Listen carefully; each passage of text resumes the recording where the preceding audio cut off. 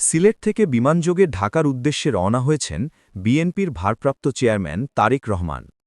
২৫ December বৃহস্পতিবার বেলা ১১:০৪ সিলেট ওসমানী আন্তর্জাতিক বিমানবন্দর ত্যাগ করে তাকে বহনকারী বিমান। দুপুর ১১:৩০টায় ঢাকার হজরত শাহজালাল আন্তর্জাতিক বিমানবন্দরে ফ্লাইটটি অবতরণ করবে।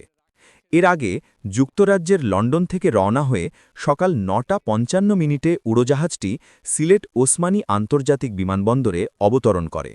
সেখানে কিছু সময় যাত্রাবিরতি দেওয়া হয়। তারেক রহমানকে বহনকারী বোয়িং ৭৮৭.৮ ড্রিমলাইনার BG-২০২ ফ্লাইটটি স্থানীয় সময় সন্ধ্যা ৬:১৫ লন্ডনের হিথ্রো বিমানবন্দর থেকে ঢাকার উদ্দেশ্যে রওনা হয়। প্রায় ১৭ বছর পর তারেক রহমানের দেশে ফেরার এই যাত্রায় তার সঙ্গে আছেন স্ত্রী ডাক্তার জুবাইদা রহমান এবং মেয়ে ব্যারিস্টার জাইমা রহমান। এদিকে বিএনপির ভারপ্রাপ্ত চেয়ারম্যান তারেক রহমানের দেশে প্রত্যাবর্তন উপলক্ষে গণসংবর্ধনা অনুষ্ঠানস্থলে জড়ো হয়েছেন দলটির বিপুল সংখ্যক নেতাকর্মী।